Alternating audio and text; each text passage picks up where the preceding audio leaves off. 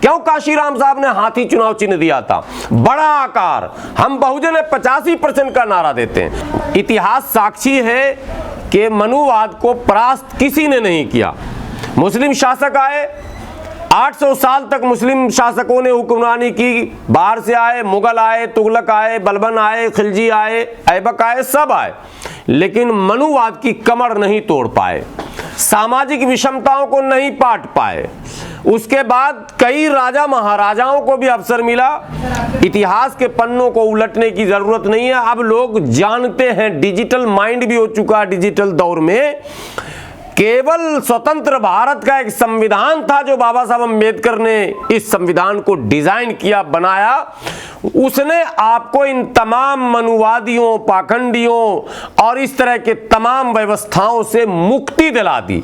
आपको स्वतंत्र जीवन जीने का अवसर दिया, आपको अपने मन का स्कूल चुनने का अवसर दिया, आपको अपने मन की भाषा चुनने का मौका मिला, आपको अपने मन का कपड़ा पहनने का मौका मिला, आपको अपने मन का घर बनाने का मौका मिला, आपको अपने मन की पार्टी बनाने का मौका मिला, आपको अपने मन का संगठन बनाने का मौका मिला। यह केवल और केवल भारतीय संविधान है कि हम आज 74वां गणतंत्र दिवस मना रहे हैं। आज जब हम 74वां गणतंत्र दिवस मना रहे हैं तो भारतीय संविधान इसी दिन जब लागू हुआ था, उस दिन मनुवाद दफन हो गया था, सामंतवाद दफन हो गया था, जातिवाद दफन हो गया था। लेकिन दुर्भाग्य से जितने लोग ब्राह्मणों को गाली बकते हैं, बहुजन के लोग, मैं उनसे कह रहा हूं, को गाली बकने वालों कान खोलकर सुन लो।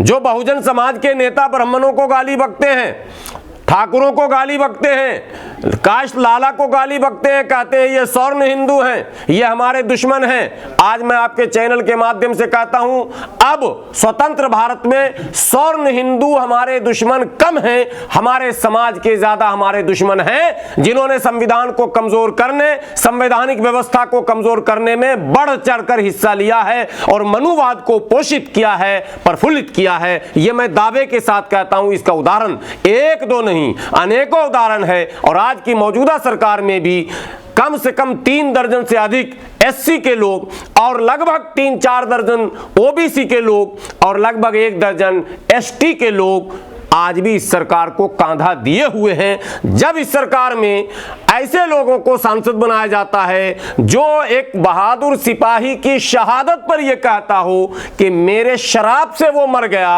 और वो इस पवित्र संविधान के द्वारा बनाए हुए सबसे बड़े भारत के मंदिर में उसका प्रवेश हो जाना, गोया के संविधान के द्वारा बनाए गए उस संसद भवन को अपवित्र करने का काम किया गया, और हमारे तमाम लोग आंखें बंद कर देखते रहे और तालियां पीटते रहे।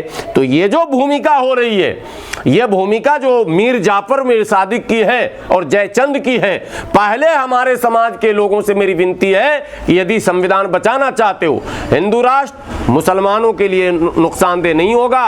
मैं फिर आपके चैनल पर कह रहा हूं, इतिहास साक्षी है, हिंदू राष्ट्र मुसलमानों को दुख नहीं देगा ज्यादा, लेकिन हिंदू राष्ट्र बहुजनों को दुख और संकट में डालेगा, क्योंकि उसकी जो व्यवस्था है वो व्यवस्था ही ऐसी है कि जिसमें आपको वर्ण व्यवस्था स्वीकार करना ही होगा, आपको शिक्षा से वंचित होना ही होगा, आपको अधिकार से वंचित होना ही होगा। तो आप अगर चाहते हैं कि हम देश में मुख्य भूमिका, आप शासक वर्ग हैं, आप बहुजन, बहुजन का मतलब क्या होता?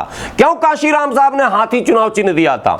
बड़ा आकार, हम बहुजन 85% का नारा देते हैं। नारा तो बहुत अच्छा लगता है, बोल 85 जय मूल निवासी, फला चिला 1000 नारे लग गए, लेकिन जो लोग नारा लगा रहे हैं वो लोग भी कहीं ना कहीं मनुवाद को अप्रत्यक्ष रूप से समर्थन कर रहे हैं। सावधान हो जाइए, सतर्क होइए।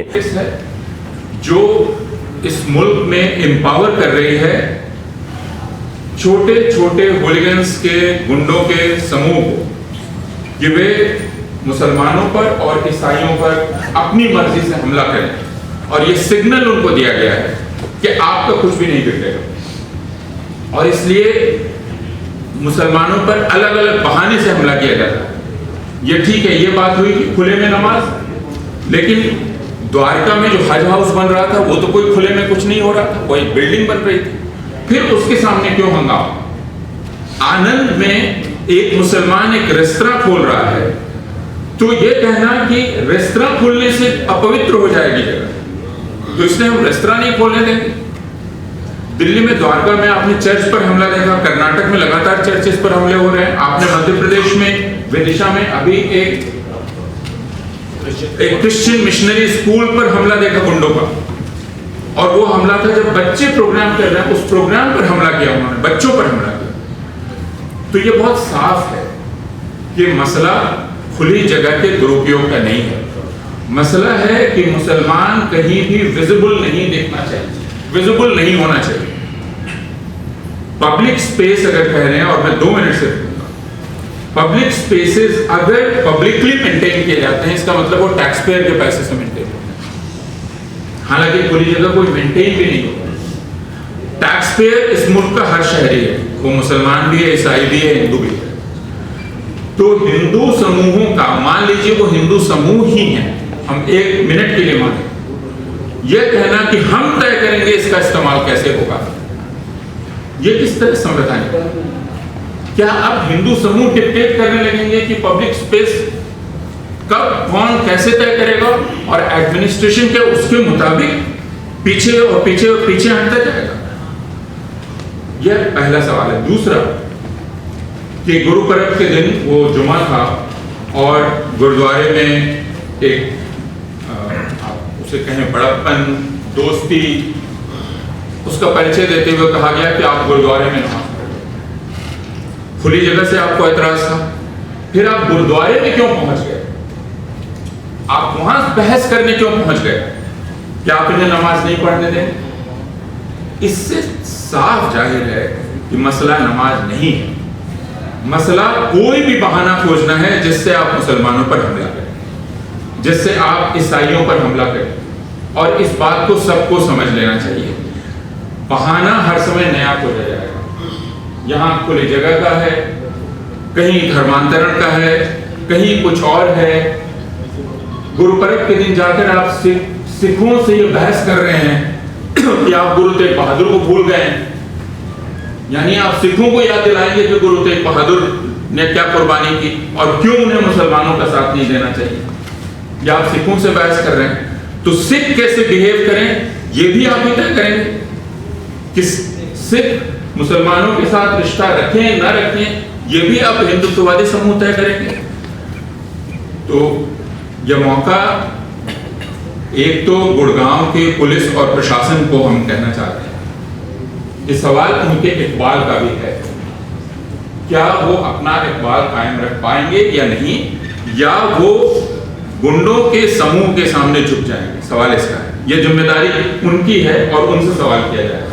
हम अभी हरियाणा सरकार से सवाल नहीं कर रहे हैं, हम उनकी आइडियोलॉजी जानते हैं। और दूसरा, इस मुल्क के सारे लोगों से, विशेषकर हिंदुओं से, कि क्या वे यह चुपचाप देखते रहेंगे कि ईसाइयों और मुसलमानों पर तरह तरह के बहाने से हमला किया जाएगा और उनको परसिक्यूट किया जाएगा? ये 2 सवाल। और राजनीतिक दलों से भी यह प्रश्न है कि क्या ये राजनीतिक प्रश्न नहीं है, और क्यों अब तक संसद में यह सवाल नहीं उठा और विधानसभाओं में यह प्रश्न नहीं उठा?